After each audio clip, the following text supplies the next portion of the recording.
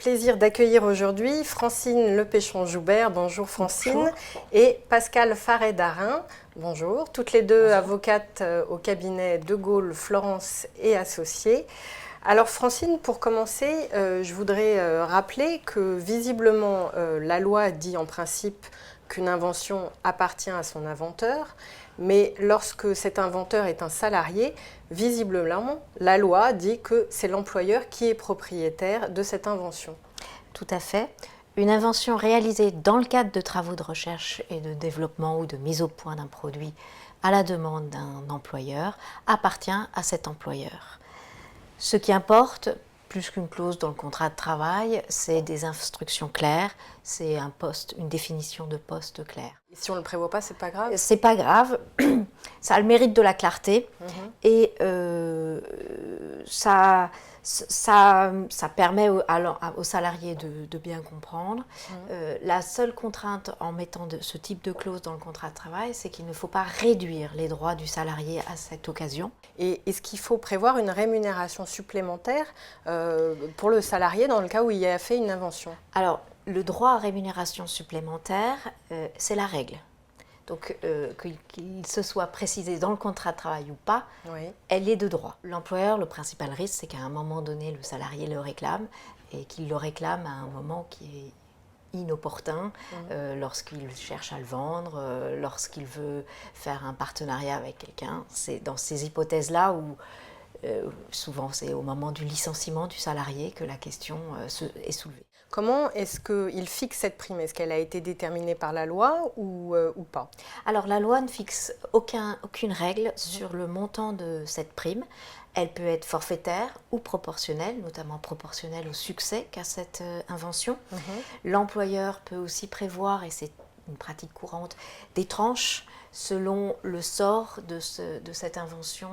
Si le brevet va aller juste en France, va être déposé à l'échelle européenne ou à l'échelle mondiale, si on obtient un brevet aux États-Unis, on peut donner une prime de plus en plus importante. Donc Pascal, je suis employeur, j'ai bien compris que je devais absolument déposer le brevet en mon nom. En revanche, après, une fois que je l'ai déposé, rien ne m'empêche de le céder à une entreprise tierce ou à une entreprise du groupe. Absolument, on est tout à fait en droit de céder son brevet. La seule limite, c'est qu'il faut le céder à un prix de marché, notamment quand on est avec des sociétés, surtout d'ailleurs des sociétés liées et des sociétés membres d'un même groupe. Le principe, c'est que même au sein d'un groupe, on n'a pas le droit de se faire de cadeaux entre sociétés. D'accord. Donc on doit absolument fixer un prix de marché, sinon on agit, on est réputé agir contrairement à l'intérêt social et on s'expose à un redressement fiscal sur la base de l'acte anormal de gestion. C'est quoi un prix de marché? C'est à minima en fait les coûts qui ont été engagés par la société qui a permis de faire émerger l'invention, dans laquelle le salarié agit dans le cadre de sa mission inventive, et puis y compris le coût les frais du dépôt de brevet.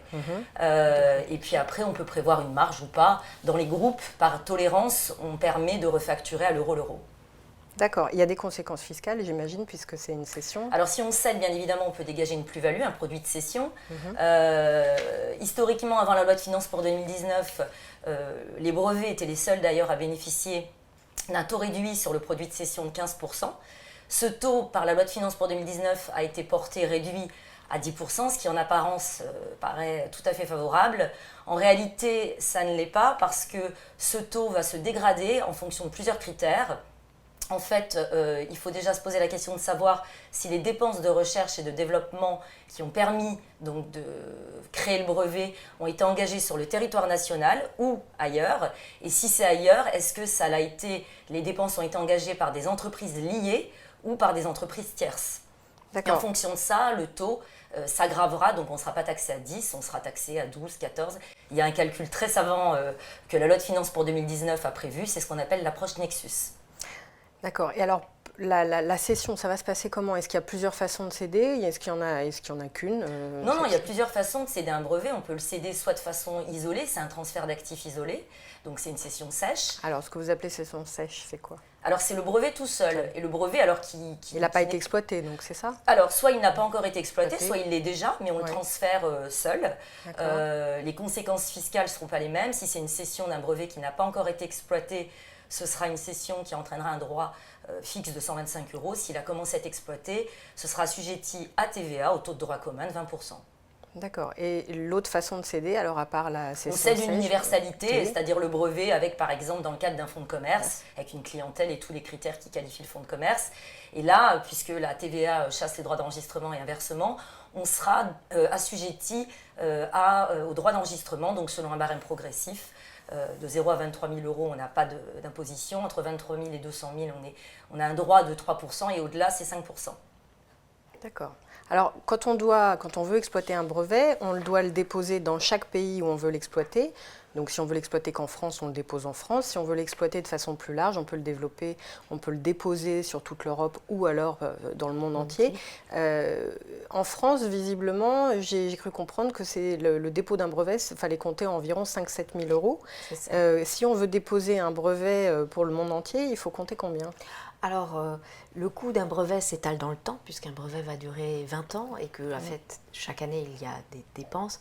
Au début de la vie du brevet, il y a des dépenses supplémentaires liées à la rédaction, liées à des objections, la mise au point. Après, quand on veut le protéger à l'échelle mondiale, il faut parler d'une enveloppe plutôt de 50 000 minimum. Voilà. Il y a des règles différentes, j'imagine, dans les pays où on le dépose. C'est ça. Oui. Je précise juste, c'est pas seulement là où on veut l'exploiter qu'il faut protéger, c'est surtout là où on pense que des tiers vont être intéressés, puisque le titre, le brevet, permet d'être le seul à pouvoir l'utiliser, et surtout être en droit d'interdire les tiers à l'utiliser. D'accord. Donc même si on veut l'exploiter qu'en France, il peut être intéressant de le protéger aux États-Unis ou en Chine pour éviter qu'un concurrent l'utilise. De se faire voler. Donc en principe, quelque chose de majeur, on le protège à l'échelle mondiale. D'accord. Et oui, les règles sont différentes et les règles des inventions de salariés sont différentes. Vous pouvez nous donner un exemple, par exemple en Allemagne? En Allemagne, par exemple, on pourrait croire que le système français est particulièrement compliqué avec cette rémunération supplémentaire. En Allemagne, ça fait 70 ans qu'ils appliquent ce système et toute invention donne lieu à une rémunération supplémentaire puisque l'employeur doit lever l'option dans toutes les hypothèses pour acquérir le droit sur une invention d'un de ses salariés. Comment ça se passe si c'est quelqu'un qui fait une invention et qui n'est pas lié à vous par un contrat de travail? Alors on a vu, c'est ce qu'a rappelé Francine, que effectivement les inventions qui sont créées dans le cadre d'une mission inventive prévue dans un contrat de travail sont dévolues par exception automatiquement à l'employeur. Mais ça suppose effectivement l'existence d'un contrat de travail, d'un lien de subordination juridique. Donc effectivement, si on est en présence d'un dirigeant, dont salariés qui inventent ou de prestataires extérieurs qui agissent de façon freelance avec l'entreprise, ces règles-là ne s'appliqueront pas. On retournera au principe de base. Alors le principe de base, c'est... Le principe de base, c'est que le droit au brevet appartient à l'inventeur ou son ayant cause.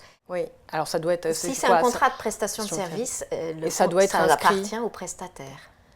Et sauf si peut-être, est-ce que vous pouvez inclure une clause disant que ça sera cédé?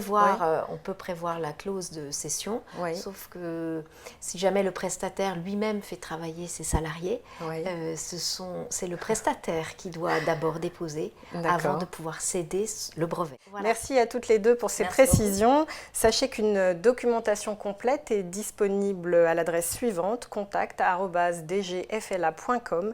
Merci beaucoup de votre fidélité et à bientôt pour un nouveau numéro de Lex Talk.